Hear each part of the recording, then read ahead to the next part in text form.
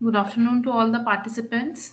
Our next resource person for the session have joined us, Dr. Abhimanyu Singh Rana from BML Munjal University.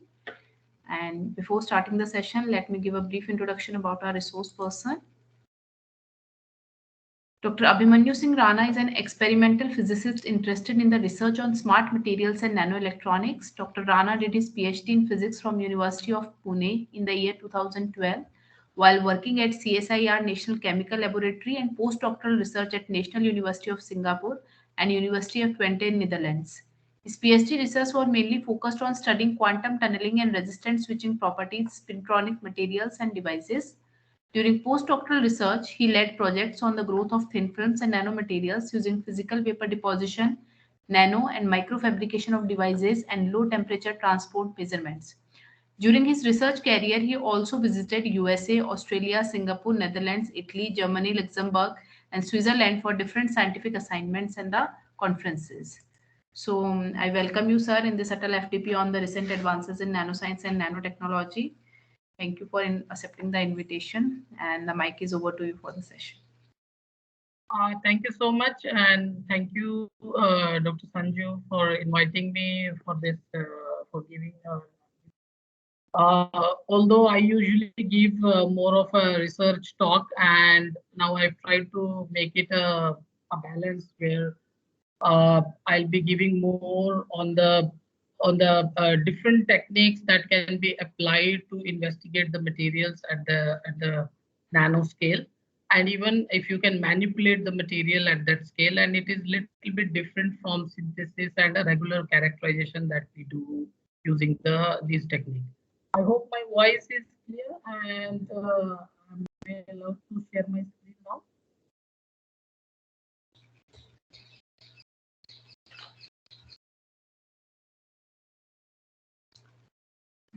Yes, sir. The slides Is are my visible. voice? Yes, My voice yes. is clear. Okay. So Yes, just sir. for to save the bandwidth of my internet, just so that the connection is fast, I may switch off my video for a while. Yes. So Yes. as you already given my nice introduction, I Sir, your voice is little bit low. little bit low. Okay.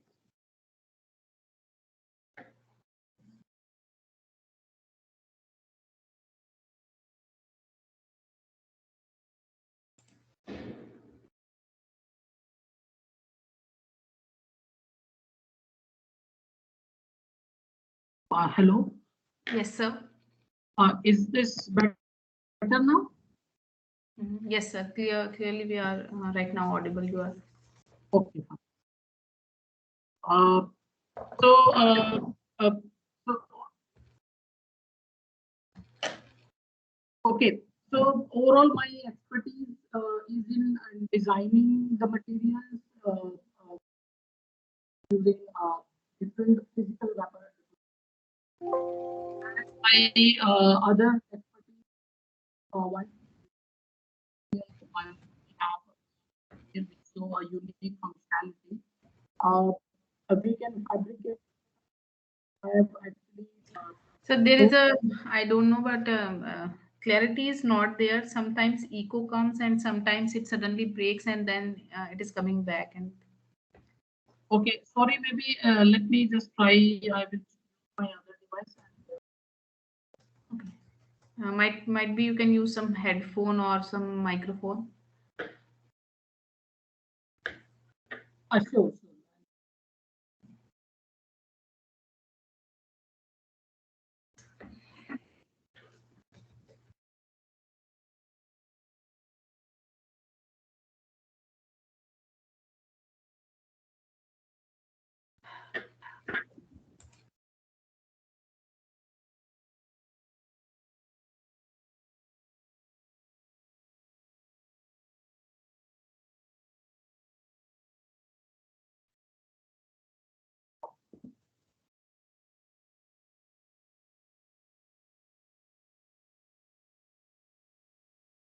Uh, So I'll be speaking from my mobile now better.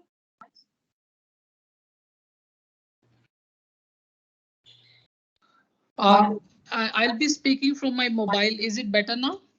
Yes, sir. Now it is clearly audible.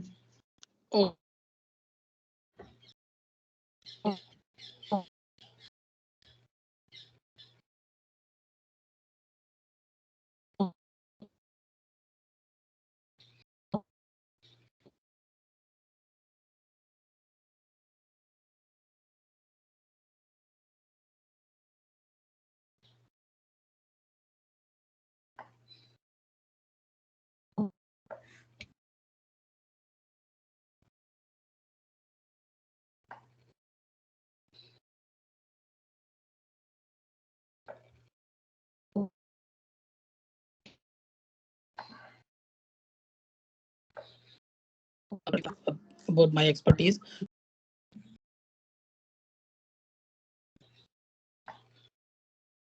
So we are not getting your voice.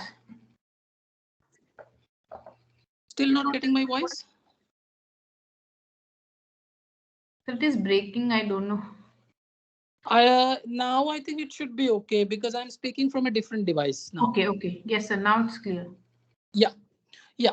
So my BML, I come from BML Munjal University, and this is a university promoted by Hero Group, and it's close to Delhi, around 60 kilometers, and in a village, Sidravali in Gurgaon, which is very on the border of Rajasthan, near Bhiwadi.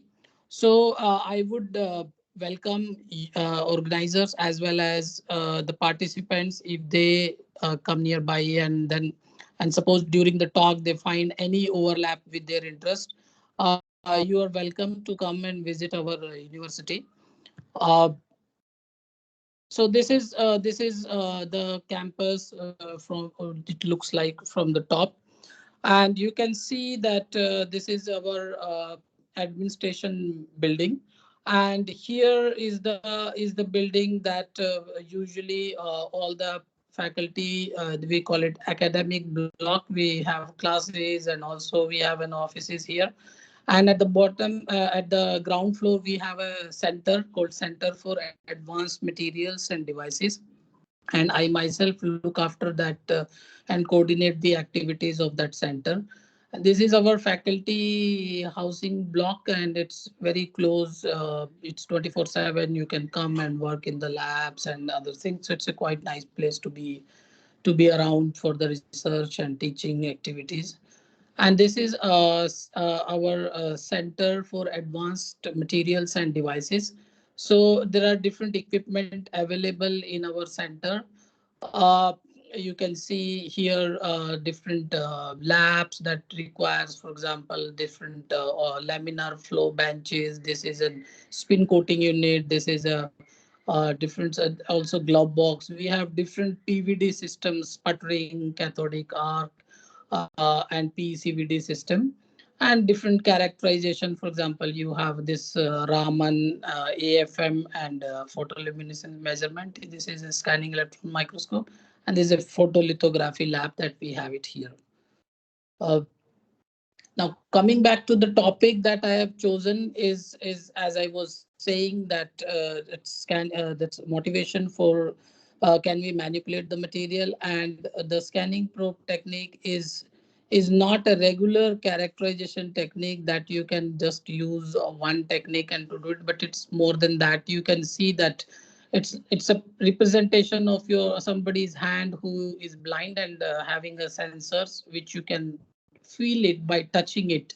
What is the shape, what is the roughness, and that's at the scale of atom. This is more like my somebody's hand which can go all the way near to the few atoms, where it can feel that kind of force, right? Like the way we feel some force about it. It can also actually do for other, like the hand can manipulate the material. It can also be used to manipulate the material at that scale.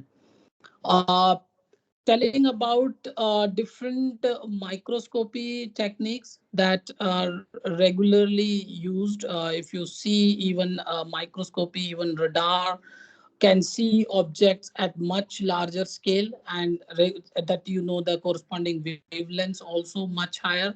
And in terms of energy scale, it's a really small thing. So mostly for microscopy, we want to see the things. Like for example, if it is a tomography or it is a viruses, bacteria that use all the wavelengths of that scale, right? So 1 micron, and if you go all the way to the scale of atoms, then probably you have to really go to the scale where if you see that almost x-rays comes into that range. And of course there is no microscopy which can see an electron, because electron is not like a physical entity even if you use the best x-rays or anything. But people have already been able to achieve that kind of resolutions up to atoms, say a different scale. There are different techniques that you can go all the way from a human eye to optical microscope to scanning electron microscope and transmission electron microscope. And somewhere there is an overlap where you can actually also have a scanning probe microscopy. The advantage it can do, not only you can do it for imaging purpose, but you can also do certain spectroscopic measurements. So mostly in spectroscopy, you get additional information. So what is the size of the thing that you want to see? But when you apply this spectroscopic technique, for example, whether it is a Raman spectroscopy, IR spectroscopy, or UV visible spectroscopy, there you don't actually locate it at what point I am doing it. It's more of an average behavior of the overall material. So that's mostly, even if your material is of 1 nanoparticle, it is very difficult to measure the UV characteristic of one single nanoparticle. You mostly measure it for large number of particles. So that's the idea, that if the scanning probe microscopy, the that same probe can also be used for imaging purpose, as well as if you can go and to that scale and measure the concurrent property that you have put it here. If you see that it is not refracted by the diffraction, it's actually the concurrent imaging. In advantage, you can do it, and you can also do the nanolithography. So but disadvantages are also there. It has a lot of scanning. It is not fast. If you want to just see an object, put it under the scanning electron microscope, you just switch on the beam and just do some focusing, you see the image. But to get the same image,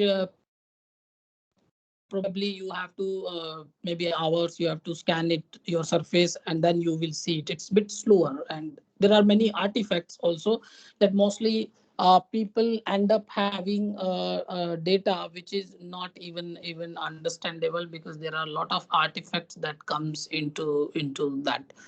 So it has an advantage. So but there is a huge scope for different scanning probe microscopy and spectroscopy technique. That's why there are numerous techniques have been developed, and still there are groups who just work on the scanning probe microscopy technique, and they don't combine many techniques, but only just publishing very high quality publications, just one single microscopic technique.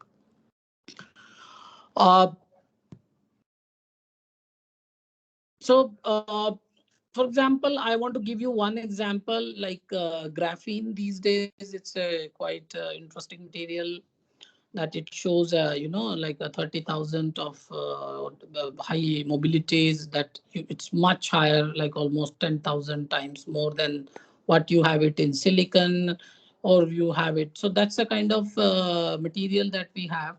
And using this scanning probe technique, the interesting part is, of course, you want to see it, but at one point you also want to measure where what is the band gap, for example, whether, because normally graphene doesn't have a band gap, but if you add just one graphene layer and two graphene layer, the gap open up here. And that's the kind of information people want to see, how the gaps are opening. Even you see, the normally if you see any ek diagram, that is simply written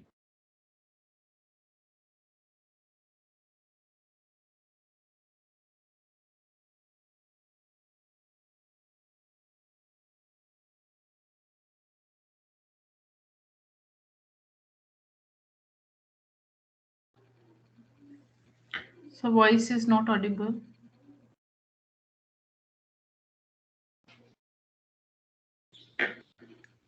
Sorry, I lost the connection. I was Yes, just saying, normally, is my now voice is back? Is fine? All yes, yes, sir. Yes. okay? Okay, thank you. Yeah. So you see, we know very well that in simple basic physics that we know that that energy relationship is basically you have a h square k square by 2m. That's the energy relationship, and you know that ek diagram because k square you have a more of a parabola, right? But graphene actually is called, it has a linear dispersion relationship, and that's why many people also call it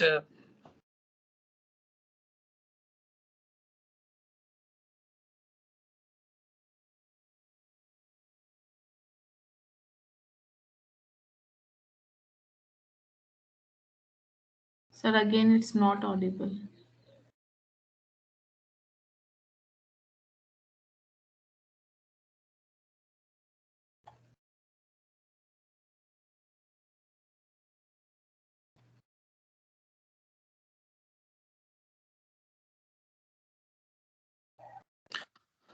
I'm sorry, my internet is, I think, is having some issues. So I'll apologize for this. I don't know why it's happening. Yes, sir. Sometimes it Uh, happens. Yesterday also it happens with some, but either relay was late, so the voice we are listening was afterwards the slide.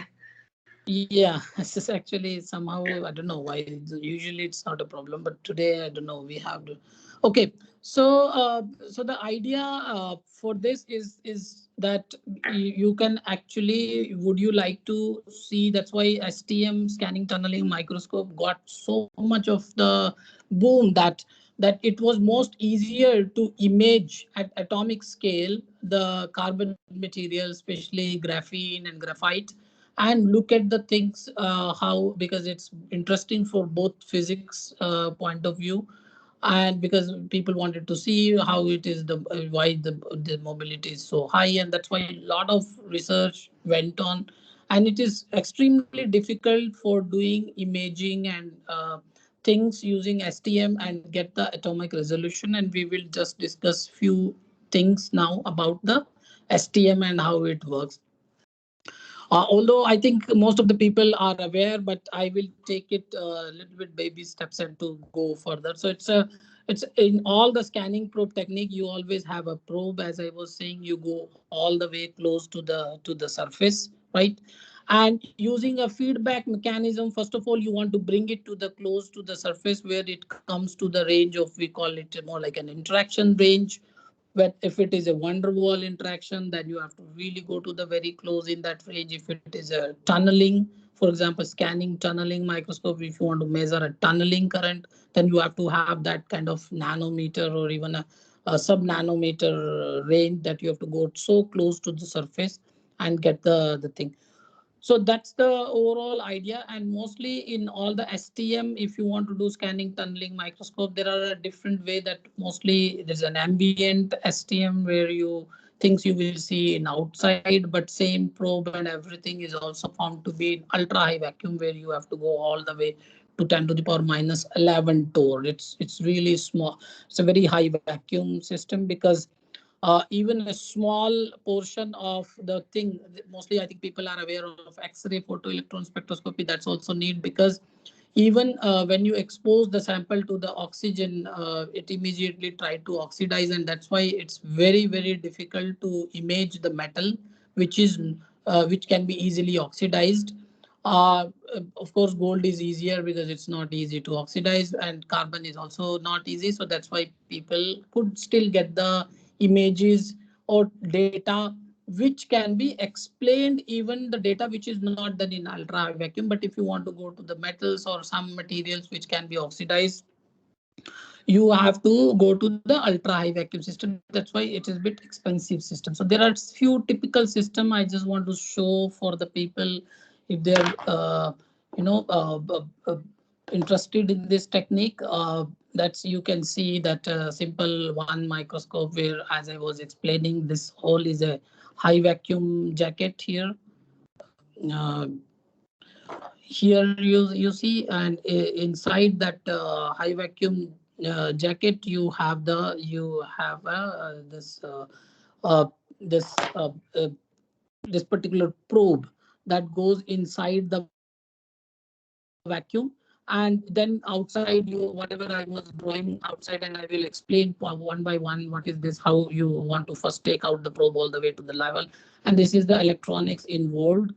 And you can again also heat it and also even cool it down this system to the lower temperature, and that's why you can also do a temperature dependent STM. This is another system is by this is an RHK system. There is another system called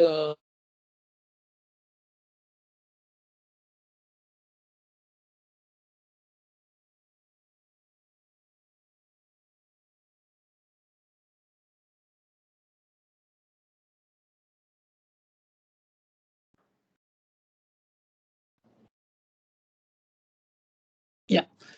So there is a this particular system is even you can go to the all the way. This one we could go to the liquid nitrogen, basically 100 Kelvin, roughly 70 Kelvin, 77 Kelvin, 70 Kelvin temperature maximum, lower, but usually 100K was the easier one.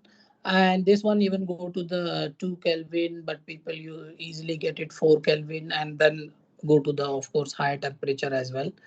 And these are different systems that simple AFM that you will see in the labs, and also different way. And this is the AFM which we have it in our lab. So these are different places I used these systems, but this is the latest system. We have it from a Whitech Germany, which can also do AFM as well as SNOM and as well as the Raman.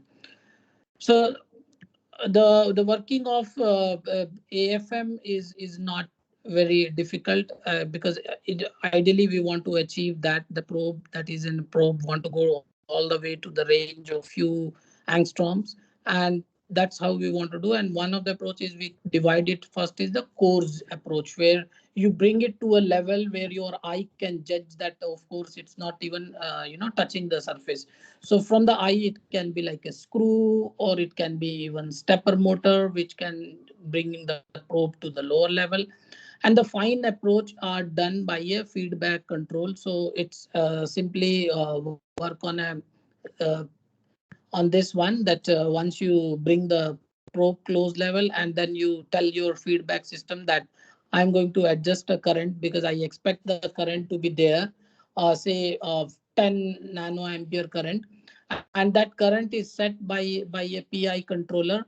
And each time it goes and try to sense that whether my current is far, then it again push it down, and then the signal get generated. So once the current reaches, it sort of try to balance it lower to the thing, like the way you do it in your air condition, where you set your temperature. And then although it's not that fine PI controller, but you can design the PI controller where you generate an error signal, and from that you can actually adjust.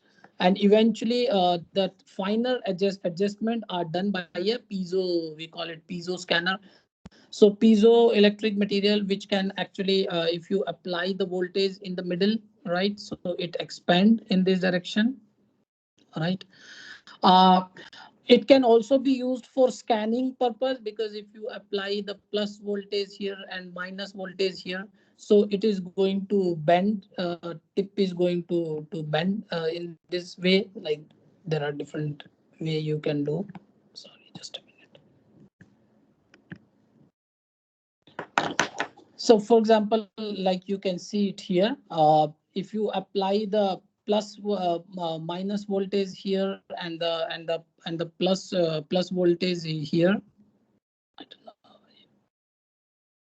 plus voltage here, here you see, oh my god, why, yeah, here, and then you have a plus here. And that's why this particular part is going to be contracted, and this particular part is going to be expanded, and that will result into the moving the tip in this direction. Similarly, this will happen that you can move also the tip in the y direction, you can move the tip in the x direction, and then you can also move the tip in the z direction. So you have all the three dimension, you can if basically move the tip by applying the voltage. And of course this particular thing is generated by a computer, and that goes to the high voltage amplifier. It's basically computer generate plus minus 5 volt, and by going to the high voltage amplifier, it can convert into the voltage range of the piezo tip, and that's how. And then after this, this Hello. through the feedback. Yeah. Hello. Yeah. Hello. Sorry. Hello. Yes. Yes, हाँ madam. हाँ madam, actually I am calling from the Ghaziabad. Mm-hmm. So I want to purchase a HPLC, refurbished HPLC for a institute. वो समझ गए madam बोल तो उसके लिए मुझे कोटेशन के लिए बात करनी थी आपसे. Yeah, later on you can talk to me. I am going to provide it for this. नहीं, later on where, when I will talk to you. This is actually not about the quotation. I don't know. Maybe you can talk to Dr. Sanju. This is an FDP. This is not. Oh, sorry. Yeah. Okay. So this is how you can actually scan your tip by applying the voltages in all the directions, and it can also be work in two different mode. That is one is the constant current mode, and that's by using a feedback you can actually follow the topography of the system. One of a very important aspect in getting a good result of an STM is to actually make a very nice tip of this. So one way to make an STM tip is by using the chemical solution, and by electrochemical solution you can actually make a very fine tip. And second way is by cutting a wire, but then you need a little bit of expertise to cut it, and eventually you can end up having a very fine tip. Sometimes there is a tip which can also have these different fragments around, and this result into because each tip is having some tunneling current. And many times people see that's called the ghost image, that you see exactly the same kind of image which is getting produced. And this is a very important artifact that when you want to do an STM, you always get it. Okay. Uh, as I was saying, the second thing that you can do once you go to all the way to the lower level of this tip goes to the surface. One of the thing is just by putting through the feedback, you can image the surface and this tunneling current which is giving, because once it is moving up and moving up and down. So by moving the tip up and down, you are actually changing the tunneling current, and by changing the tunneling current, you are imaging the surface. But this tunneling current itself gives you a very valuable information that we call it as scanning, that is called a tunneling spectroscopy. So in tunneling spectroscopy, what happens, for example, if you bring tip and the sample close, that's the density of states of your tip, and these are the density of the states which you're probing the sample, and this is the vacuum. So this actually you're thinking something like this: you have a metal and then you have a tip, and because this is a vacuum, so this is just plotted because here you have all the density of states of your probe, and these are all the density of states of your samples, and you're getting the tunneling electrons each time. So what you're doing, you are this time applying it and changing the voltage. So by changing the voltage, what you're doing, you are actually tilting the potential, and then you are pushing these electrons to go all the way inside the unfilled states. So this is how by applying the sort of a negative here and the positive here, you can actually push these electrons inside, and you are probing the unfilled state or the unfilled density of states of your sample.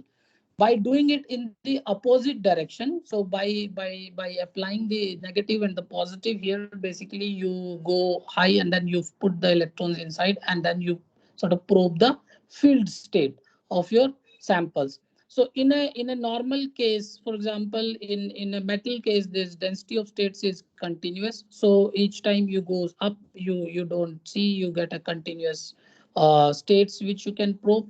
By this IV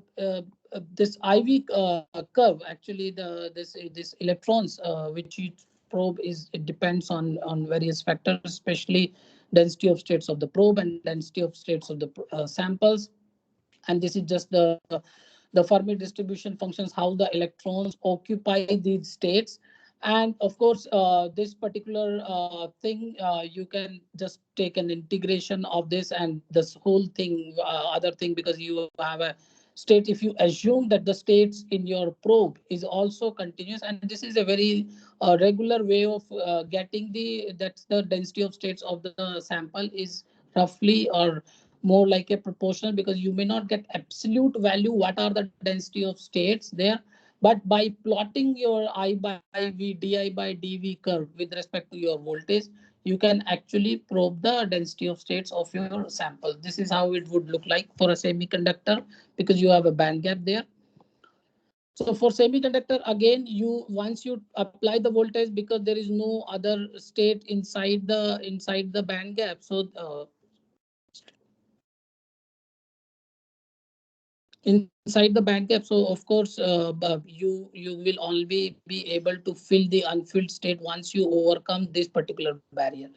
So you will see that IV curve would something like this. You won't see any current in between, which is actually the represent the band gap of your material. And by plotting it di by dv, as I was saying, versus I by v, somebody's mic is unmuted, I think. So some noise is coming. Yes, sir. I'm just looking.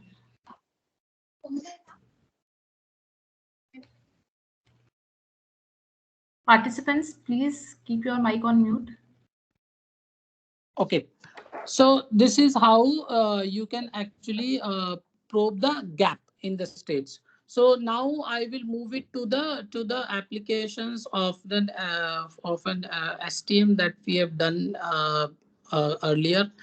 Is actually normally you see that if you do a temperature dependent resistance measurement, this is my this temperature, and this is my resistance here, and this curve represent the resistance versus, and then it actually once you decrease the resistance of the material decreases if you reduce the temperature, which is a typical metallic behavior of a system. But this is not a very conventional system. On the y-axis, it's representing the magnetization. So it's actually correlated very strongly. So normally, if you reduce it at the same temperature where resistance started falling down, the spin strikes to a line and gives the higher magnetization. That's a very simple example, and we want to see what are the what how do you actually how this in STM this particular thing would look like. So in this case, our interest was to investigate this film, because this film is a highly strain sensitive system. If you look at this particular graph here, the this transition which is happening is around 250 Kelvin. But if you make this film as a bulk, its transition temperature is much higher than the 300 Kelvin. But if you strain the film, so if you grow the same film like 2 nanometer, 5 nanometer, like in our case, that's why we were able to do it. And I have not actually including the data, which was we have taken it from 5 nanometer to 50 nanometer. This was my thesis problem. But one example that why it is happening, and these are actually the steps which you can see on the surface are because of that the substrate which we take, they have a unit cell steps on the surface, and even after growing this 5 nanometer film, we can still see these steps, and the height of this step is roughly 0.4 nanometer. By the way, it's actually the unit cell of your one this thing, and this is grown by the pulse laser deposition. So we wanted to see how the density of states, how the electronic states changes because of these steps. Because when you are growing these materials, and if you want to make a device out of it, and these even small steps will play a very important role, because this is what we are measuring is a larger picture, because it's a bulk behavior. We wanted to see how it is going to behave locally, and that's where not only we have done an imaging, but we have also done an STM tunneling measurement, and this is what is the density of states would look like if you go away from the steps. That's where it is least strain, so there is not a gap, but once you go exactly at the step edge, you get a large gap of the surface. So we have also done the global behavior of the density of states, and of course by doing different analysis, we are able to find out this gap was roughly a zero point 0.5 electron volt, and which happened to be the gap which we call it was a polaronic gap. But that I won't go into the details of the physics of a manganite, because that would be more of a talk of the materials, and this is more of a talk on the application of the technique to get the additional information. So that's where here I want to emphasize that by using tunneling spectroscopy, you are able to measure a gap, a tunneling gap, even on the surface where your height of the steps is just zero point 0.4 nanometer. So the zero point 0.4 nanometer itself is enough to change in the density of states of the material, because that depends on the, because this has a MnOMn structure, because this is a manganite structure. By changing the width, or by changing the angle between them, it's going to overlap how their wave functions overlap, and by that actually that controls how the density of states overlap, or how the density of states changes.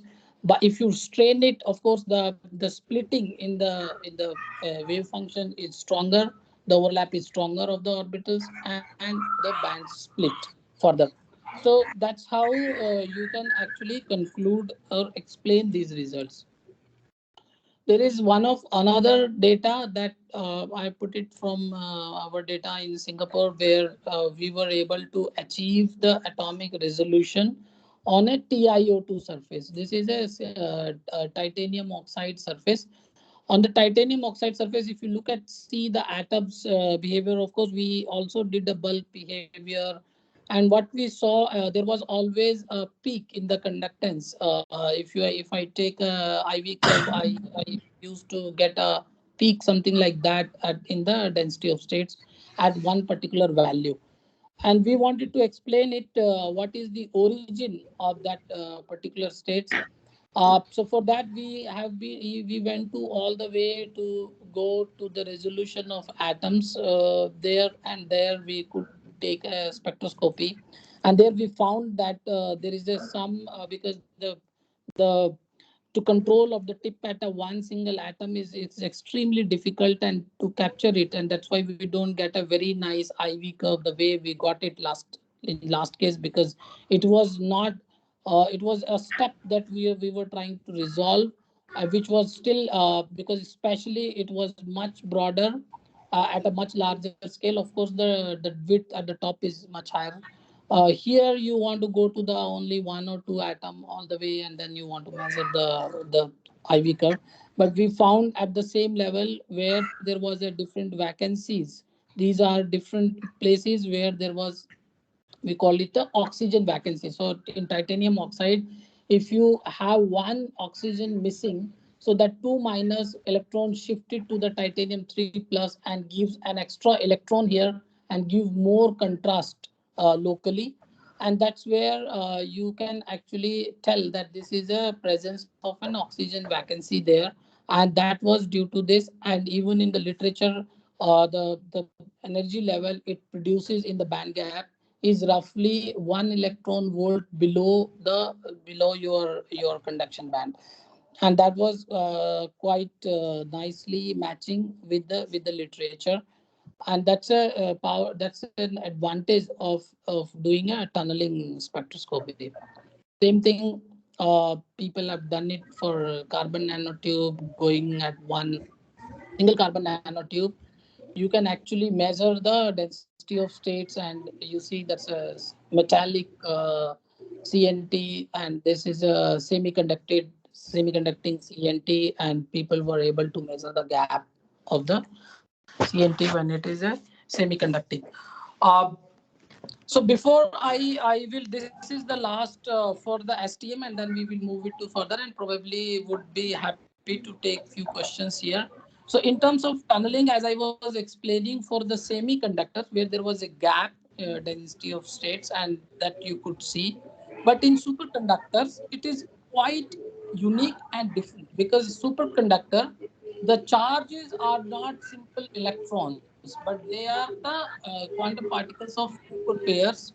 And these Cooper pairs, if there is has to be a tunneling from a superconductor, if there is a superconductor and there is a metal which is your tip, tunneling tip, and you want to take out an electron, but all the electrons, there is no electrons inside, but the density of states are more of a in the form of the Cooper pairs. They are superconductors.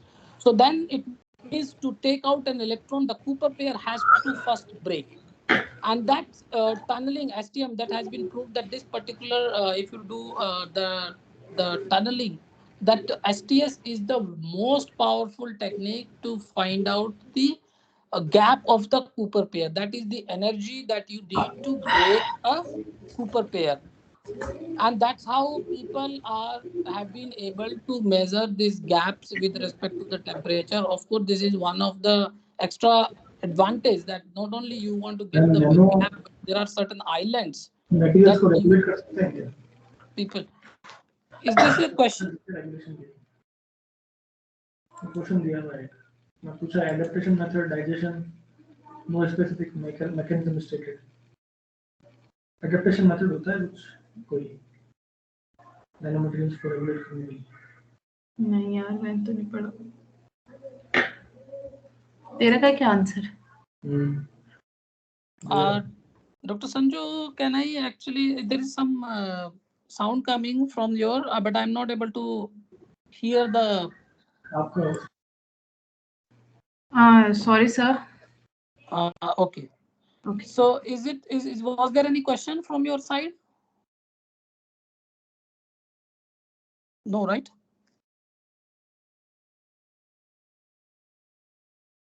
Okay. So shall I continue? Yes, yes, sir. Okay. So this is one of the thing that you can do in tunneling spectroscopy, where you can also measure the scanning gap. So I would be happy to take any question now, because of course there will be more things that will be though connected, but would there be any question that somebody would like to ask now, or we can do it later on?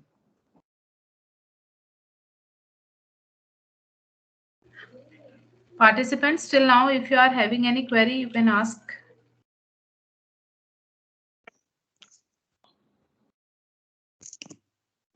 Okay, it seems there is no question. So we will move to another technique called atomic force microscope.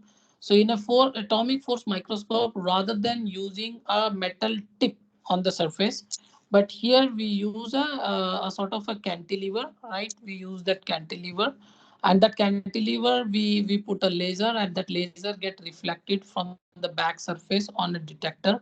And once you actually scan it, over a surface, and because of the up and down and different atoms or different features on the surface, this cantilever bends, and that bending of the cantilever leads to the movement of the signal at the detector, and that gives you a signal that is proportional to the what is the force between the tip and the surface, or what is the height of the surface features. Okay. This technique is more of robust, because STM is usually used for conducting sample, as I was saying, that because you need an STM, and you should have a conducting, because you want to have a tunneling current, because there should be a tip where the current should flow between them. Okay. But in this case, you can actually use a insulating tip, because that just based on the movement on this and depends on the force. That's why you can image an insulating sample. And this is also quite robust, because STM is more of a person who is doing it, because it depends on how you prepare the tip and how you do it. And sometimes tip is not wrong, and there are a lot of artifacts that come, and it is more of an expert technique where somebody who has an expertise in STM can judge whether it is a real signal, it is a fake signal, because many time even the noise, that because tunneling current has a lot of fluctuations and it produces a lot of noise. Suppose I'm speaking here and I'm continuously producing even the electricity outside, it generate. So STM is a very highly specialized technique which only a few groups or the people who are only STM expert are usually does that. AFM is more of a technique where people are probably from a background who are not does not have a very high expertise in this area can still use, and that's why you've seen this is found in all the labs. uh, but although the tip is expensive because they are fabricated, but that's not cost too much that you cannot do it. This is how you can image it using an AFM.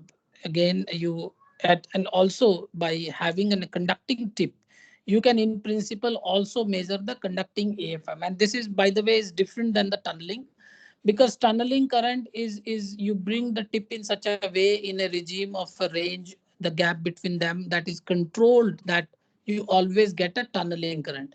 This is more of a tip which is moving on the surface, because this is still a quantum scale. And when I say something is touching, it's actually, what does it mean by touch?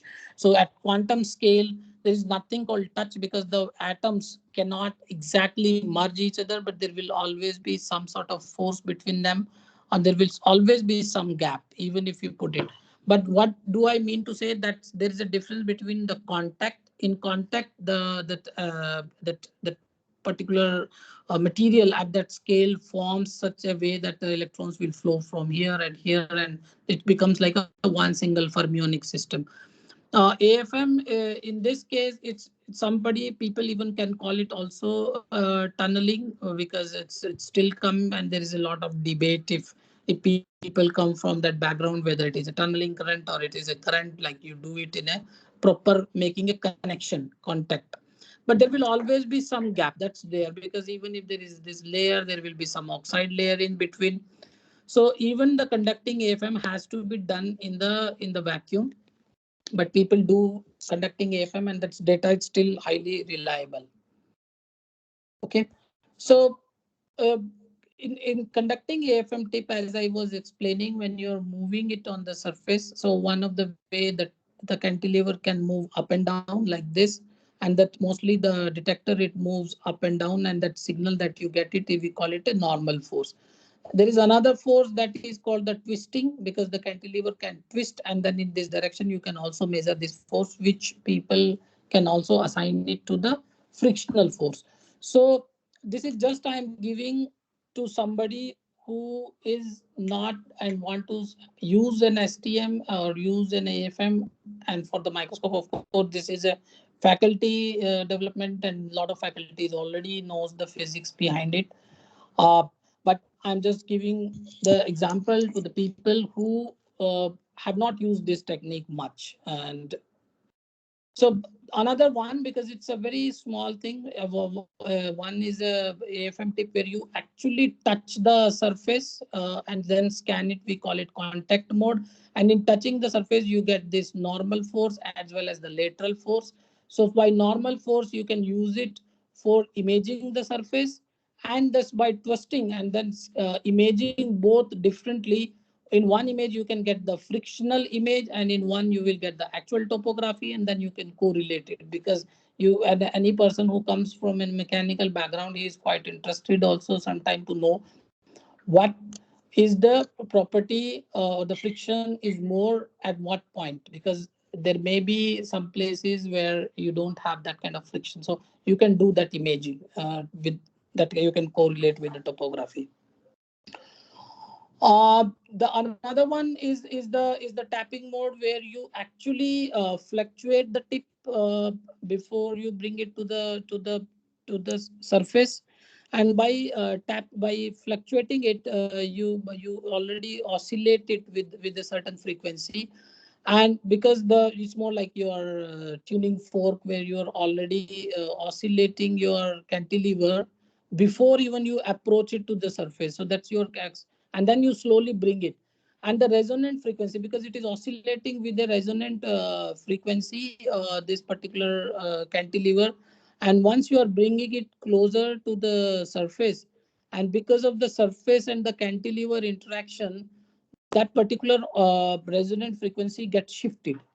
And once it gets shifted, because it's once it gets shifted, the shift in the resonant frequency can be taken as an interacting parameter to know more information about the surface. But what I want to focus here one more, that the way you can actually do measurement, you can also do a force spectroscopy. In force spectroscopy, what happens is you actually bring the cantilever from far. So it's like a cantilever was very far, and then you sort of push it towards the surface, and then you again bring it back. Okay. But if you look at the force and the deflection diagram, which would not look exactly, it would look a little bit different. So for example, this is the place where you are bringing the tip from very far, and once it just touch the surface, it's more like a, so before even you're pushing it, suddenly there is some interactive force that immediately pull it towards it. So that's why you see a dip here. And then if you still keep on pushing it from there, because the cantilever has to bend at point, and then you get this data. That means that slope, it depends on the cantilever constant. Now, if you go back, so now you are pushing it. Now, if you go back, so it means you are going back here. So you are, that is, the distance is increasing. Initially, we were reducing the distance. So what happens? This will come. So you're trying to bring the cantilever away from it. So you get the same thing, because the cantilever was bent and it getting straight. And now it is a condition where you just touching the surface and want to pull it back. But then there is still a force which between the tip and the surface, which is not letting it know. So even if you're trying to do, you get a negative deflection, and suddenly you see a sharp jump, and then you go back to the far. So this particular interaction, that how much is this, is called the adhesion force. So that is the force that depends on various parameters.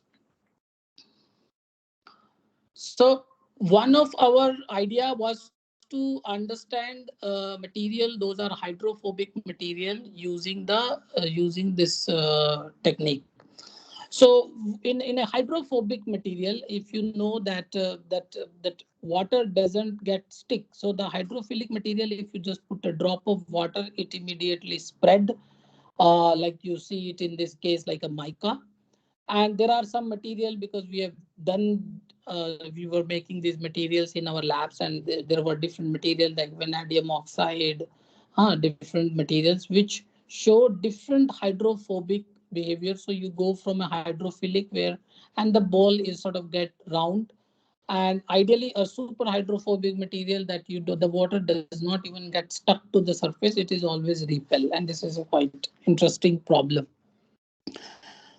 Now, the thing is, to understand about it, normally there is always, even if you, here we have to really put a water and see whether it forms a drop. And from the drop, you calculate whether it is a hydrophilic material or a hydrophobic material.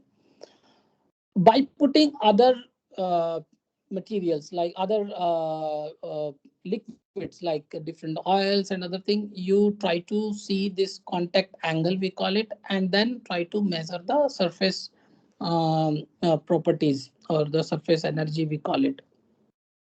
Now, can we say something about this by measuring this adhesion force? Because there is always a native layer that forms on the surface, if that is there. So that was also well established, that any surface, if you see, there is always some layer of water get absorbed on the surface, if there is a even small amount of humidity in the atmosphere. And that thickness is of the scale of few nanometers, by the way. That's a interesting problem that people are even studying also, that how even a water layer forms on the surface itself. Now, if this is the water layer absorbed on the surface, and then we do it that AFM tip, you bring it and you imagine that thing is of the scale of a nanometer. So what happens, the tip goes inside and there is a called capillary force. So the water tries to climb up on the tip. It's more like this, and that forms a necking here. And if you're trying to again going up, you need to break that necking here and then you see it. So normally uh, there are understanding was that usually these capillary forces were responsible for giving this adhesion force. That was the current the understanding at the time that mostly had. So what was our contribution was, what we did, we took different samples of different hydrophilic phobic behavior. Is there any somebody spoke?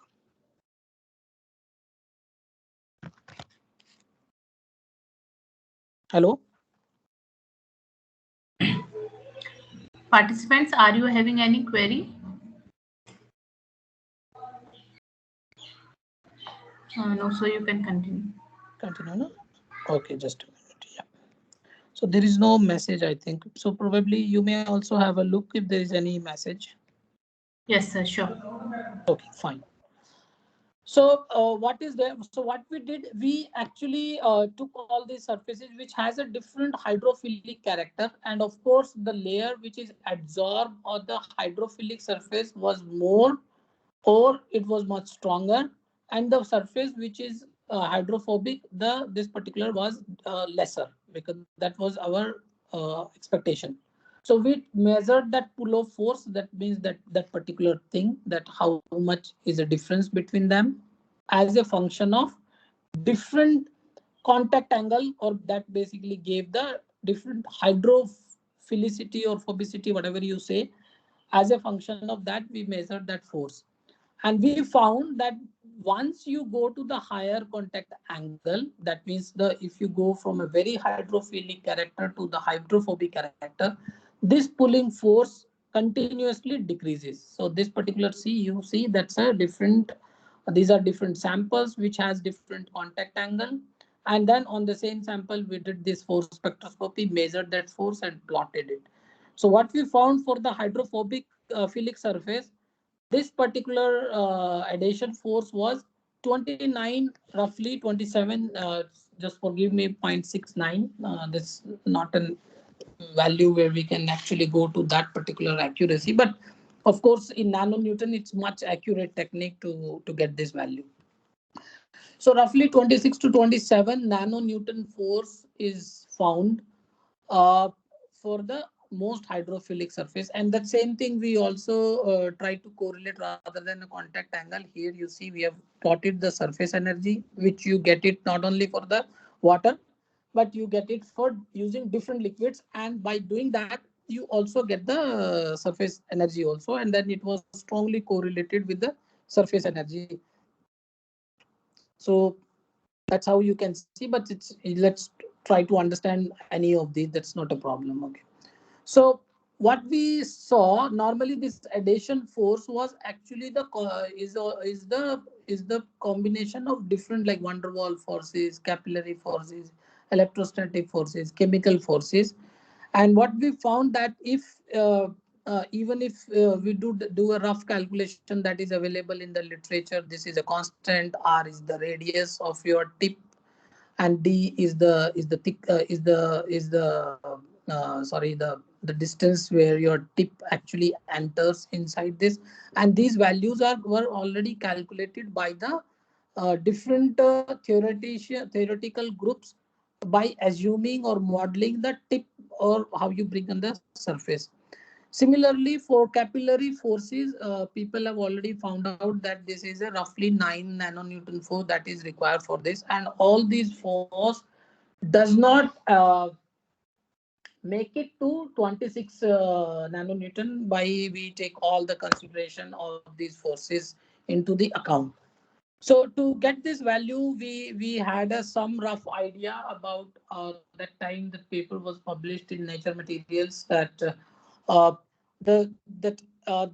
how even the atomic structure of the water that would make on different surfaces would be different. For example, if you take an aluminum oxide, an example for an hydrogen H2O, if it has to bind it, hydrogen will bind it with this, and the oxygen itself will try to bond with the aluminum, and depending on the difference between them and the affinity of aluminum to form an oxide, the bonding, the top surface, the top one that climb is the another hydrogen atom, and with that again the oxygen will bind, and then you will have on the surface two hydrogen atom, and then you further forms the water layer in a different crystal, in a different structure, by the atomic structure.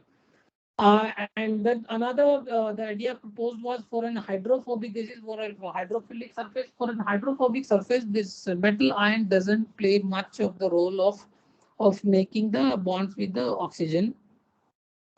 And that is why only the hydrogen atom forms different oxides, the bonds, and then you bond it with another hydrogen atoms like this, and then you completely have a different type of structure that is going to follow. That means, so the number of hydrogen bonds, or the number of hydrogen bonds that forms on the surface is different depending on the crystal structure of the surface to surface, and that is why it is giving it a hydrophilic or a hydrophobic behavior there. Okay.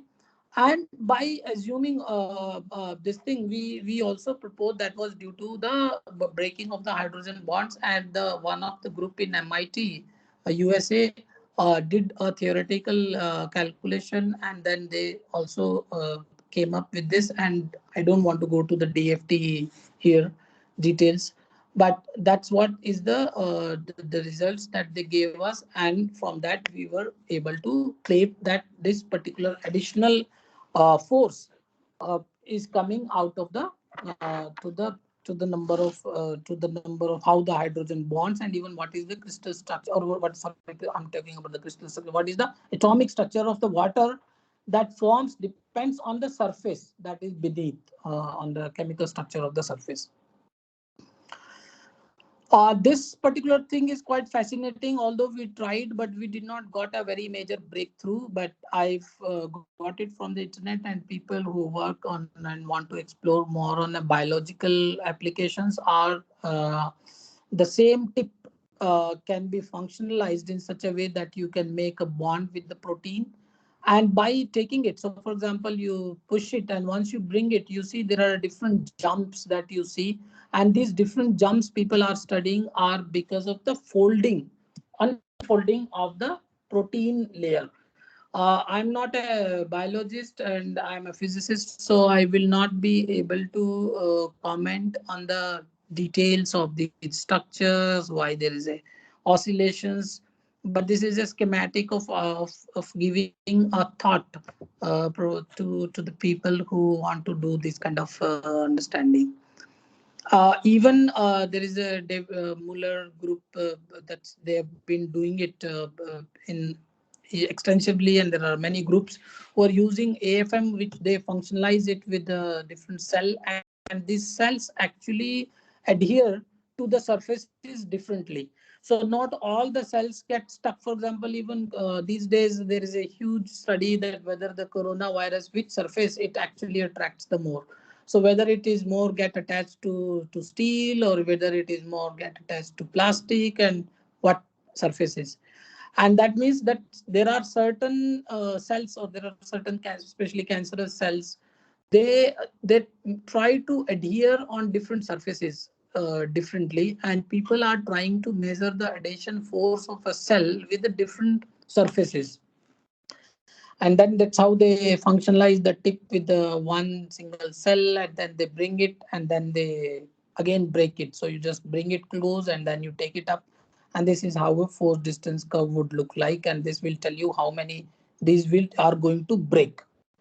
That's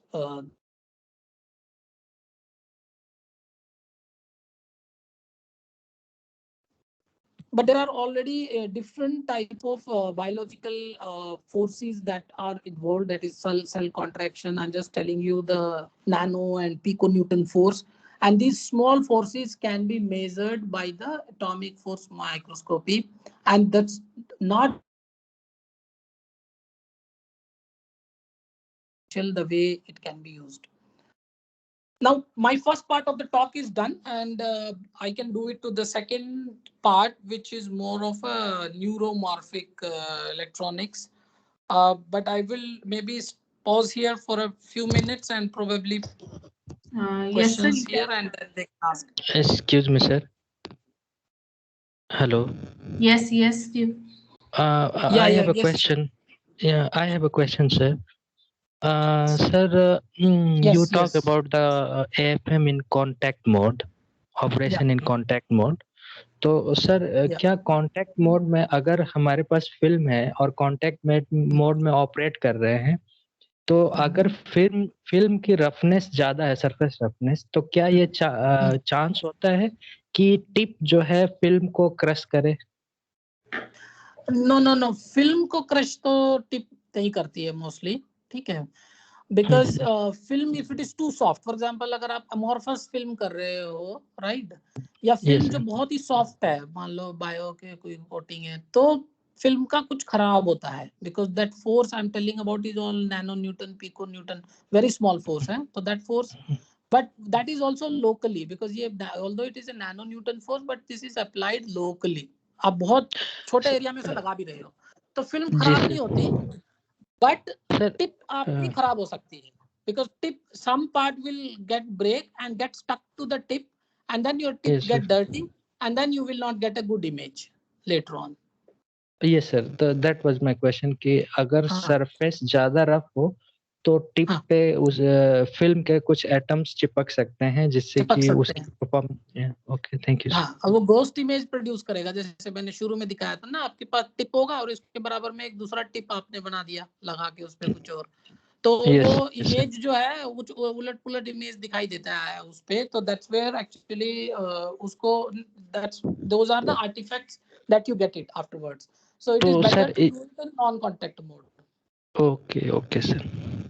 हाँ जी, वैसे भी non contact mode में ही resolution अच्छा आता है, contact mode में तभी जरूरी ज्यादा ठीक रहता है when you also want to measure, for example conducting AFM करना है, तो फिर कोई ऑप्शन नहीं है। हाँ जी, okay sir, thank you. Any other question? So shall we take just 1 or 2 minute break, and then you can come back, maybe just think of any question and then we will continue further. Just 1 minute, eh? Okay, sir. We will take a 2 minutes break. Fine? Yeah, just 2 minute break. Yeah. Okay, sir.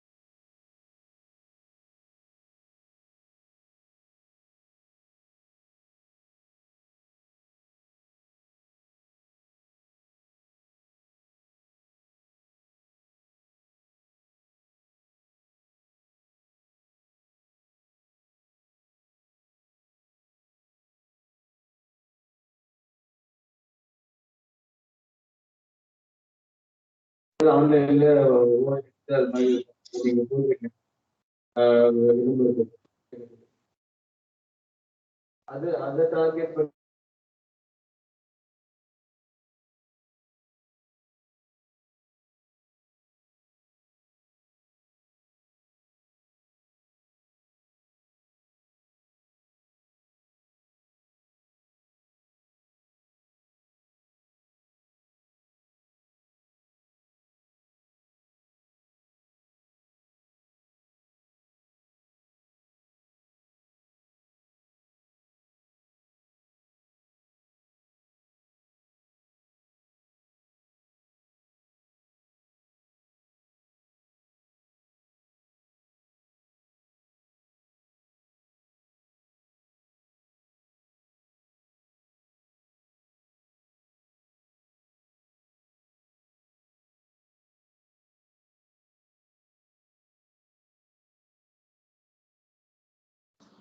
I think my laptop is not visible.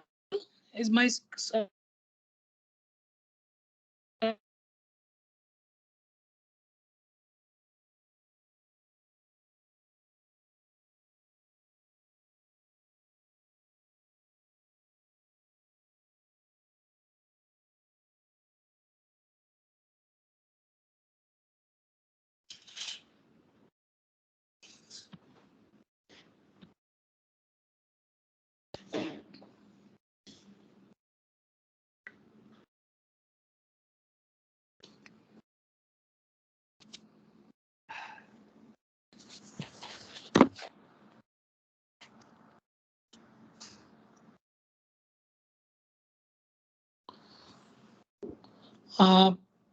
can we continue now? Yes, sir. Yeah. So this is actually a very different type of research area, which we, of course, we can apply the probe techniques at the nano scale. But before that, I just want to give a very basic background. We call it the neuromorphic electronics. It's, I think, transparent word. I don't want to focus here now. Okay. So this is actually, I want to talk about the neuromorphic electronics. And the inspiration of this research comes from our own human body. By the way, if you do a very simple maths that we roughly need roughly 3,000 calories per day for our daily survival. And if you just convert per hour, then multiply and just get it into the watts, joule second. So you get roughly 150 watts of the power. So that's our whole body is used. And there are many calculations have been done by different things that almost 10 watt is used by our human brain. And if you just take any simple iPhone, or if you take any simple gadgets around, that even use more than 20 watts of power. And 150 watt, you can also take an example of your bulb at home, 100 watts of bulb, we call it. So that's a kind of bulb that use that kind of power that our whole body is doing for doing such an enormous job. Okay. So, but the important aspect of this, that means we as a human body need, our body is really efficient, that our body, whoever made it, is efficiently made. But but what we use, even an average human being, that it survived to use 10 times more energy than the, if I'm talking about the 1.5, means 1500 watts of power. That's just roughly 1.5 units of the power that you need. That I'm telling the average, because there are a lot of people in India who don't have an electricity, and this, that's why this average comes much low. But of course, this particular thing for a person who's living in Delhi or Gurgaon probably is much more. And then per capita, that means the same person, average person that is consuming the power in developed countries like America and Europe is even 10 times more. And the countries like India and China, if they start consuming the power like us, how it is going to be multiplying, and that's why you need a huge power demand. And that's why you need an energy efficient electronics. And from there, this new concept came, is called the neuromorphic electronics, because our human does the calculation in a different way. But uh, but the working of our brain, the way it does the calculation, the way we calculate things, it's much different than what our current circuit or electronics or computer are based on, called the field effect transistors. Okay, that is the FET, we call it. So those are the transistors. Currently, our whole electronics is based on the transistors. So there are new concept called memristors that is more mimic the situation, the way our brain works. So if I have to put it in a different way, that for example, if I go to one place, if I am telling you about an STM or about a scanning probe, if you are a person who is attending it first time, probably you won't remember it. But once I do it again or again and again, and every day you keep on hearing these kind of FDP, probably you will be able to know each and everything that you remember, you learn faster. Once that same conditions is addressed multiple times. If you go to one way once and then forget about it, next time you will not remember it. But if you do it every day to one particular place, you will again that, because the memory of the kind of state that is fixed, that kind of get addressed multiple times. The overall idea of neuromorphic computing that is different than the sensors, and of course these two things are the can be used for the sense.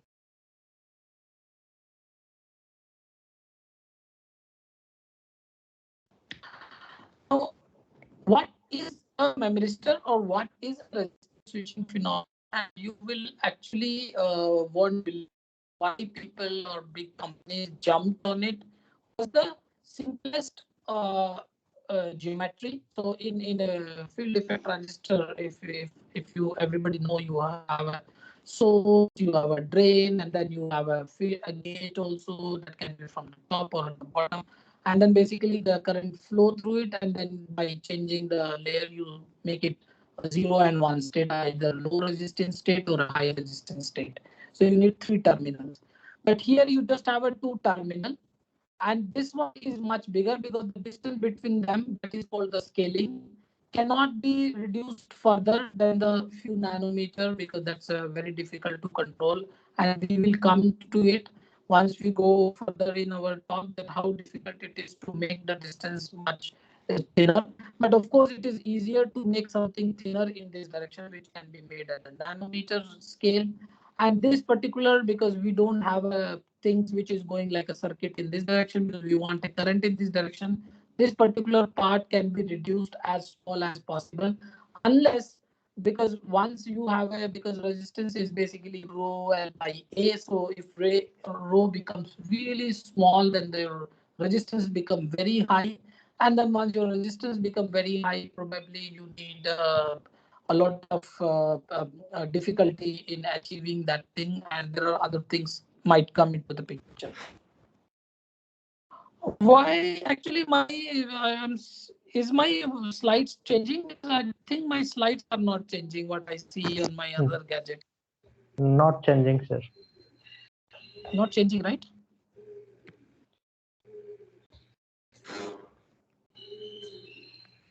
So right now we are seeing the slide in which it is written motivation neuromorphic electronics.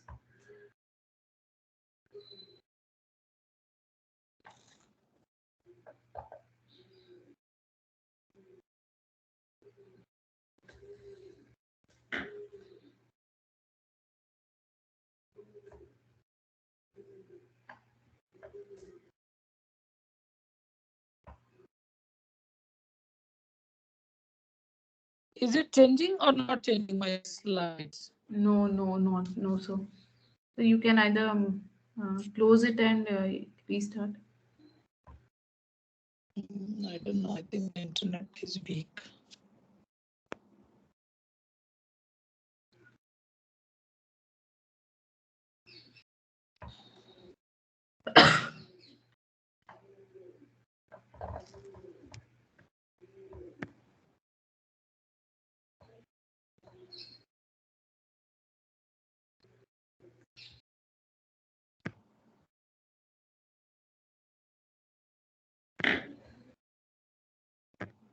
I'm just trying to share it once more. That I just want to Sure. see. Yes, sir. Yes.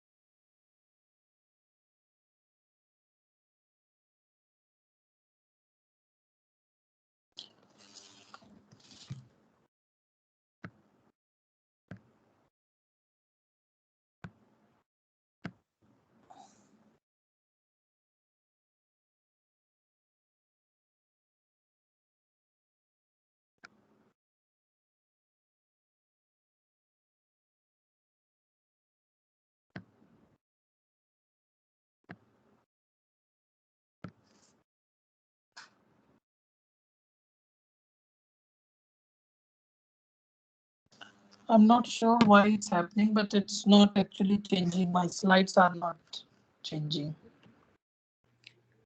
Sir, you can switch off the like full screen mode and then you can try. And the voice is breaking. Is my voice clear enough? Voice is audible, sir.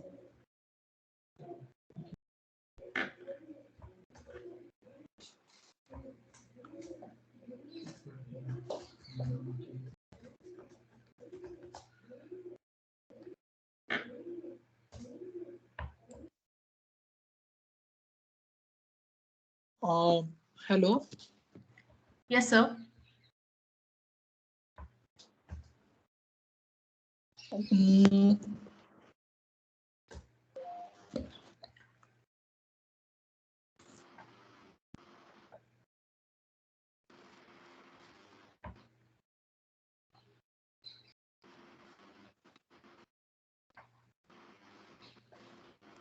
So you can exit the full screen mode.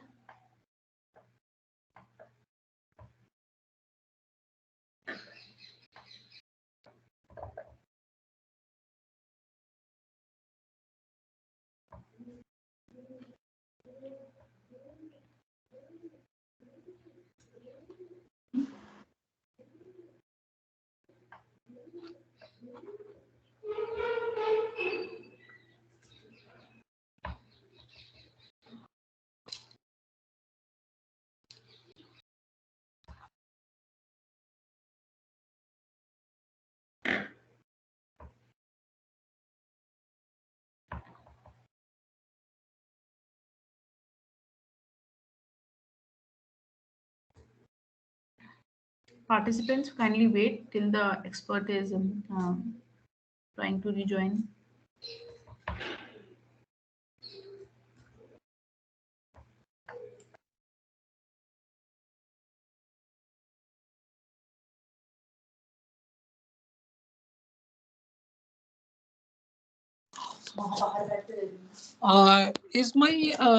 is it better now?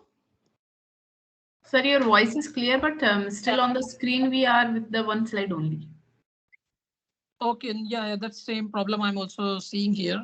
Just a minute, I'm actually trying to just join it once more. Yes.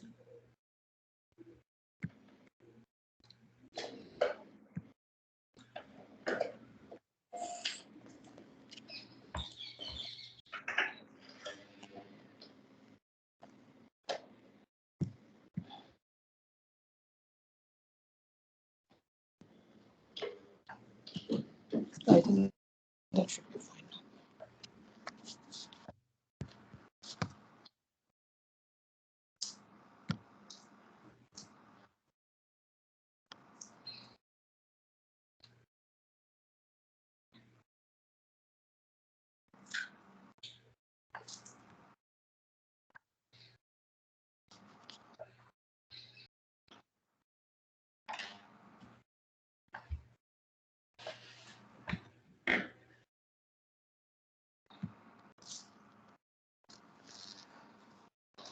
Yeah, I think. Yes, now we can see the resistive switching phenomenon. Yes. Okay, yeah. So just one more minute. Yeah. So I think, sorry for the interruptions too much. I think it's a lot of network issue. So what I was trying to say here, for resistive switching, it's actually much easier because it's a small device. You can actually scale it down. It is a bit different than what you see it on a field effect transistor, because you have to have a source, you have a drain, and then you have to either gate in the middle or a gate at the back side. And then you cannot reduce this size as small, and there is a 3-terminal device mostly. Here you have just 1-2-terminal device. You can make it as small as possible, and the sample can also be made thinner. If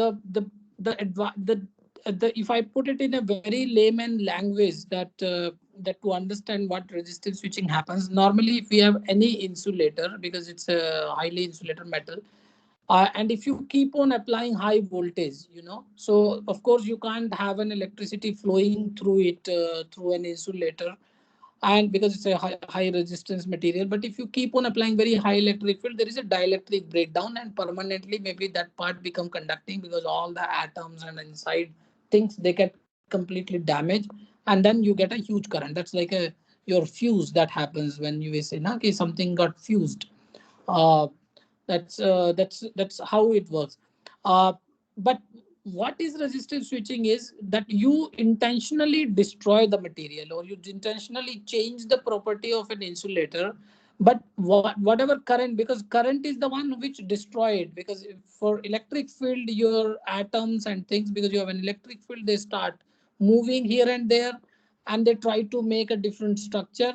But if you allow that current, because current is the one which heats it, because I square R current heats it, but you keep that current, we call it a compliance current, to certain level, that you don't allow the defects and control those defects in a very controlled manner. Then whatever material you can change it, you can change it more in a controlled manner. And that's why how you will see, you can actually it behaves quite differently the way you just work in a field effect transistor. It always has a 0 and 1 state.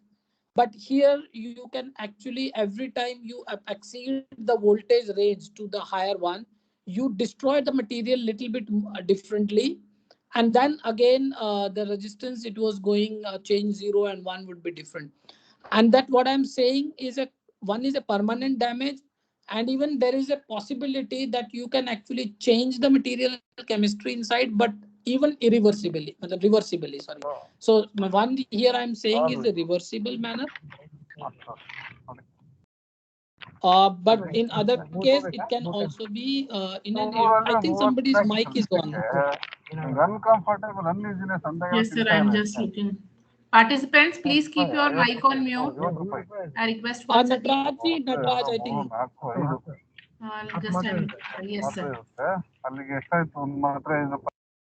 Yes, sir. Muted. Okay. So this is how you can actually think of it. And the first resistive switching was much earlier in nickel oxide, that was produced in 1964.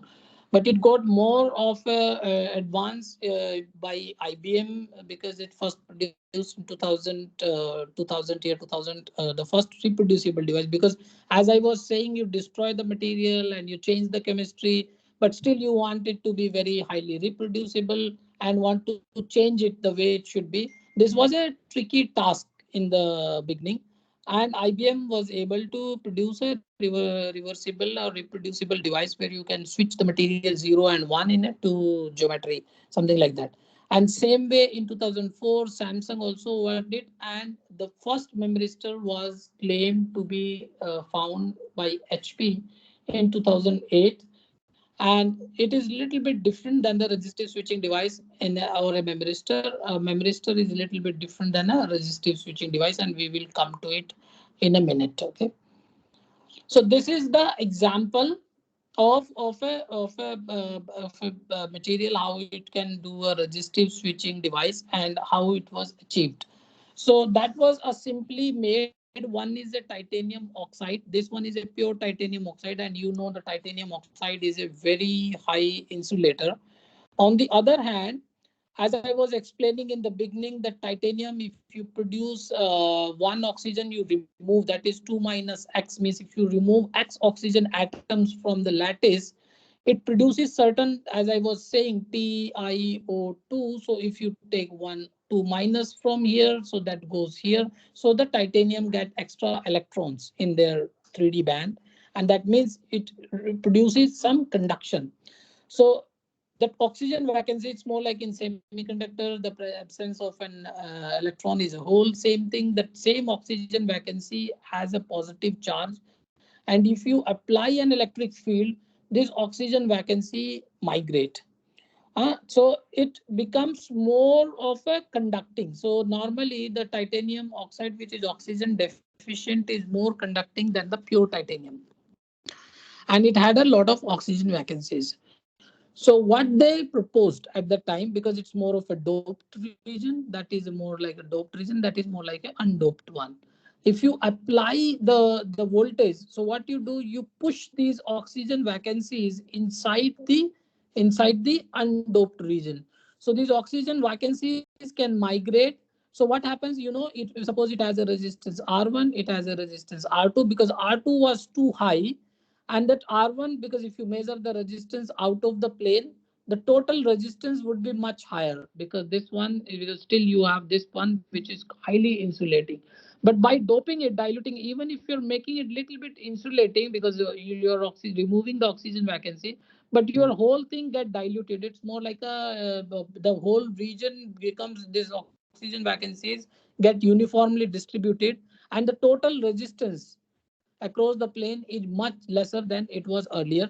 And every time you go to the positive here, the oxygen vacancies come down. If you go to the negative here, again the oxygen vacancy uh, restore back to its original place, and that is the one it is going to give you zero, means high resistance. That's why the, if it is an, this is a voltage, this is a current graph. So in an IV curve, because the slope of the graph is the resistance, you see the resistance is very high. Suddenly these oxygen vacancies start migrating and the resistance changes. That's why the current increases. Once you come back, it stay there again at the same place, like here. So it will go here, it will stay here for some time. By the time oxygen vacancies are here, but once the resistance voltage again goes back to the negative side where the resistance decreases, and then you go to all the way, then again you switch. So by applying plus minus voltage, you again restore the resistance to the high, and then you got a on and off state. Now there are, that was the initial mechanism that was proposed, but there are different mechanisms, because the way these oxygen vacancies migrate, one was more like a uniformly distribution of this oxygen vacancy, but some people gave that idea, and that was a filamentary mechanism that actually doesn't migrate, but they more become like a funnel, and they forms like a filament. So there are some filaments get formed inside, and there is a very small portion here where you can actually either rupture that filament and then again form that filament that gives on and off state. And that was a region where you don't need a negative polarity. But once you form it, so initially once you apply voltage and then you set it, basically you create that filament, and then after that every time you go on and off, the resistance will go here in this region every time. And that even for the positive, you don't have to go to the negative, you go to the off on, because that filament either get formed or it get ruptured, or it get formed and it get ruptured. So that was the first mechanism that was given. Second mechanism, which was mostly responsible for the unipolar switching. Basically, you don't need a negative polarity for that. The another one was a bipolar switching, where that was also believed that not only you don't need this one negative, one positive region, but even a pure case, well, like in this case, pure TiO2, which is not so insulating. But there are some materials, there are some oxides where you don't need this multi-layers. Even the pure material, this same oxygen vacancy can go to the interface, and at the interface they get accumulated, right? And then once it get accumulated, you can see that this more often a whole accumulation region it goes. And once you apply the negative polarity, you get a less uh, charge carriers here. And that's why you can actually go to the high versus low resistance state, depending on the how you dope the interface with the oxygen vacancy, or how do you make the change in the interface itself. So I will just give some example of our work, and probably in 10 minutes I will close it and then leave it open for any question. Would that be fine, Dr. Sanju? Yes, sir. Sir, I'm coordinating with you. Ma'am is Sure, sure. ma'am is Fine, from. fine.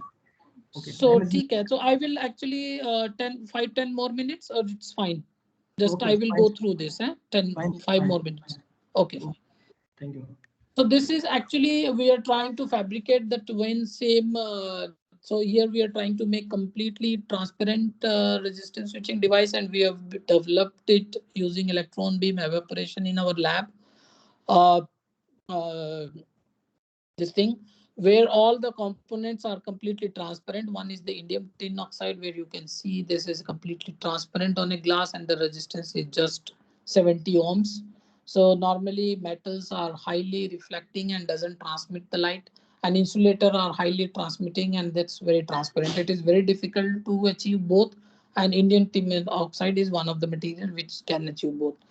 And then another one, we are using the tantalum oxide in between, and then we are measuring the current perpendicular to the plane in this geometry. So here we are measuring it, and you can see once we go same way, you get a on and off. How many cycles you go, it always stay on and off. But once you exceed that particular voltage range, as I was showing you, you see that's the same thing actually changes the because the resistance, that there is a some change in the material inside, and because that's more of a change in the oxygen vacancy. That's what I was trying to explain, that it doesn't, that the oxygen vacancy is just changing around and giving the different resistive state where you can make it on and off, different multiple resistive state, but it does not change permanently. That's the overall challenge in getting a good resistive switching device, that your material should not change permanently. So you see here, you can see that switching, but once we exceed, then you are actually going on and off on a different resistance. Here it was R1 to R2, right? It's here it is going from say R3 to R2, say for example. Now it's changing in a different range. So that's how you can actually build a multi-resistive switching device. And this is what we eventually want to achieve, that using single AFM tip, which can use it as a one single electrode, you can actually create those filaments, right? Like you see it here, and that is out of plane. But you can also create this filament in plane also, if you have a two metal electrode and you create two filaments inside, so that you get a more current like this. So that was the overall thing that we want to achieve in this kind of material. There are also different mechanism for resistive switching mechanism. One is there the insulator was itself changing, the chemistry of the insulator changing, but here it is more of a tunneling barrier. So what is the tunneling barrier? If you change the width of the tunneling barrier by somehow, by either applying the magnetic field or by applying the electric field, you can actually control the tunneling current, because the tunneling current depends on the barrier height itself. And one of the example could be ferroelectrics, where if you apply the polarization in different direction, you can actually have the barrier width high and low, and based on that you can have a low and high resistive state. In one of our work, we have used the cobalt ferrite. Cobalt ferrite is a material whose dimensions, it's a magneto-resistive material, whose dimensions also changes when you apply a magnetic field. And this is how we did it. We actually started with a substrate that is lanthanum aluminum oxide, and then on top of that we put an LSMO, and then we just put a shadow mask on top of it, and then grow the again LSMO, so that because once we expose the LSMO, it can form some oxide dead layer, so we don't want it. So we again grew through the mask again LSMO and CFO together, and then measured it. And what we found, you can see switching happens, but because the property of a magnetic field, that is a tunneling barrier, changes, that the width of the tunneling barrier changes with by applying the magnetic field, like the piezoelectric material changes polarization. Here its CFO changes with the magnetic field, and we were able to control the polarization switching voltage by applying different magnetic field, and that is just 2.8 millitesla. So it means that switching device can also be used for a very high sensitive magnetic sensors also, and that device work on a room temperature. So this particular device work, we did it for same LSMO on a ferroelectric material called bismuth ferrite, where you go from a 0, we don't see any hysteresis, then we go to the 5 nanometer, the hysteresis is very small, because BFO is not very insulating material and you need a very high insulating material.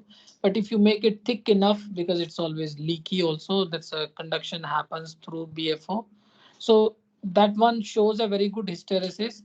And piezoelectric material, piezoelectric force microscopy, which simply works that you apply rather than having a voltage, but you apply a bias between the substrate and the tip.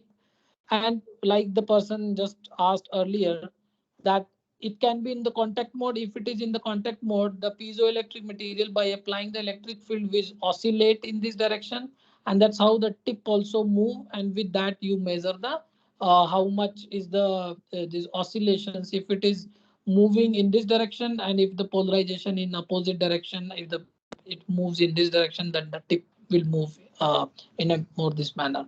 So you can actually measure, if you apply electric field in this direction, depending on what is the piezoelectric coefficient, it can vibrate in the same direction or it can vibrate in some other direction.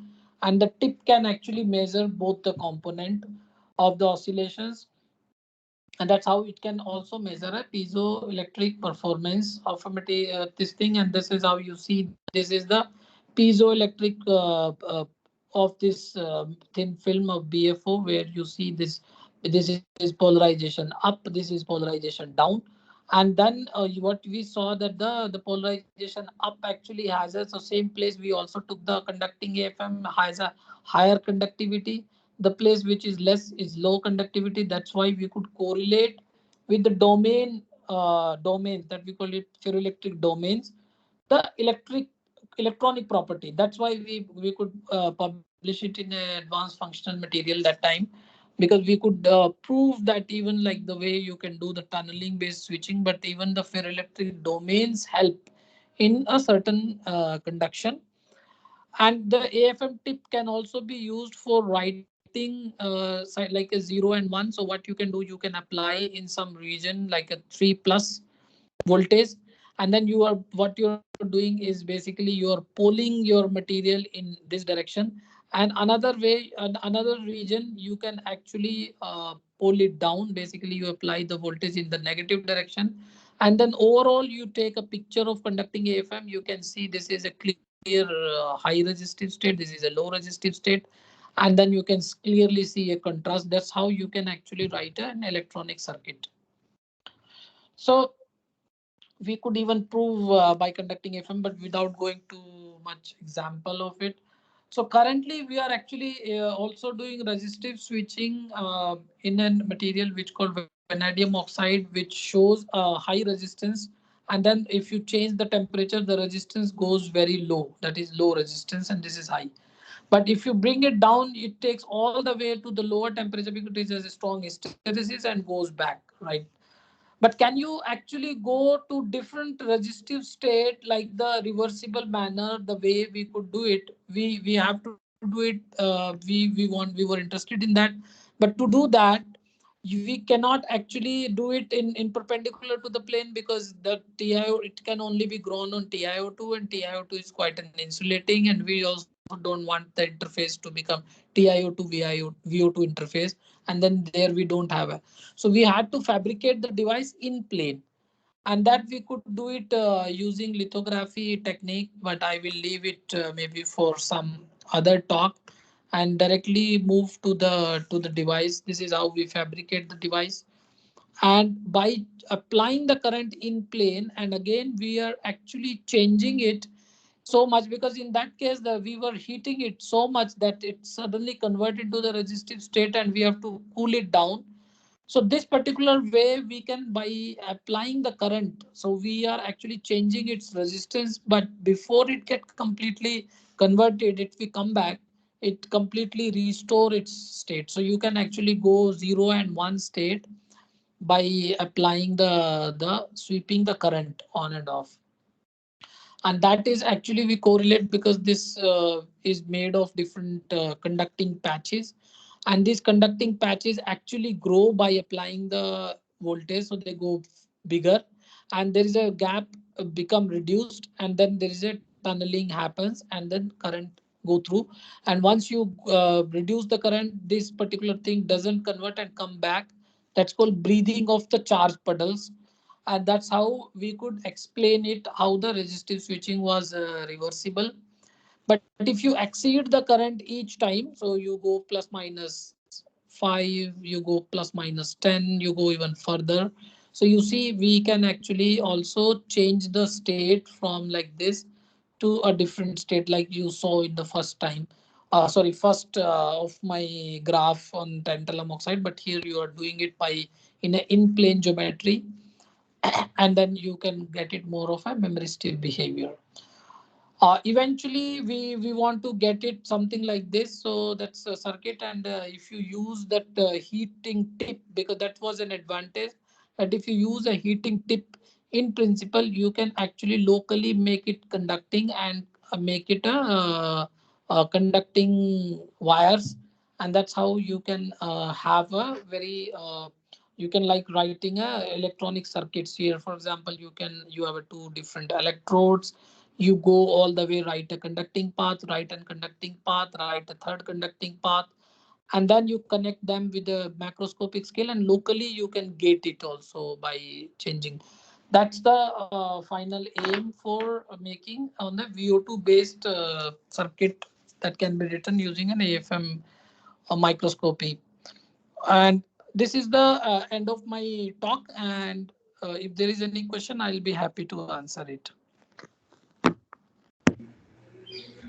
So participants, if you are having any query, you can directly ask to the expert or you can write down in the chat box.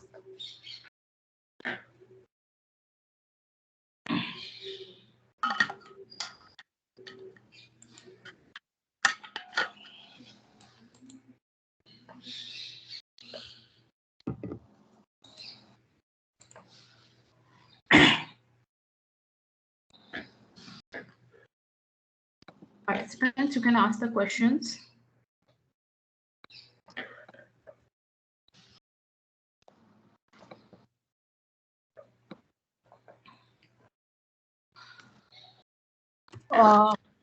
Okay. Okay, in case of no queries from the participants, I would like to thank the expert, Dr. Abhimanyu Singh Rana, for accepting the invitation and giving such a wonderful lecture on this STM and the AFM and all the technologies that he's using and working on. So there is a one question. Yeah. Is it in the chat box? Yes, exact yes. difference between spectroscopy and microscopy. So I mean, there is no exact difference. Means what is the meaning that in a microscopy you want to see things in a real space. What we say means how the atoms are arranged, or how even the topography. If you put your eye, you would see the same thing. But spectroscopy is mostly done in energy space, we call it, or EK diagram, that you want to see how the energy of an electron or of an atom would be. So that's the difference, that microscopy is mostly to see things, how it looks in a real space. Spectroscopy is a technique which is used to measure the energy of a system. And that's a difference in scanning probe microscopy. The idea is to do, it's called the spectroscopy because you can actually measure the energy, in especially in scanning tunneling microscopy, as well as you can see things where you are doing it, whether you're doing it on an atom, whether you're doing it on a defect, or whether you're doing it on something else. That's the broader difference between them. I hope this answers my your question. Thank you, sir. Any other question? Any other participant?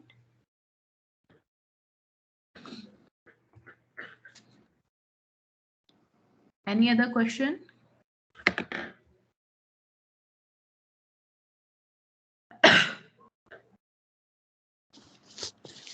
Okay, sir. Thank you so much for the lecture. Yeah.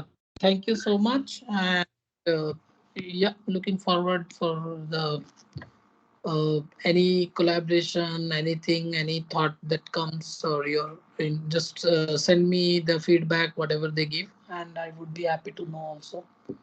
Okay. Sure. Shall I close the meeting now? Yes, sir, you can. Okay.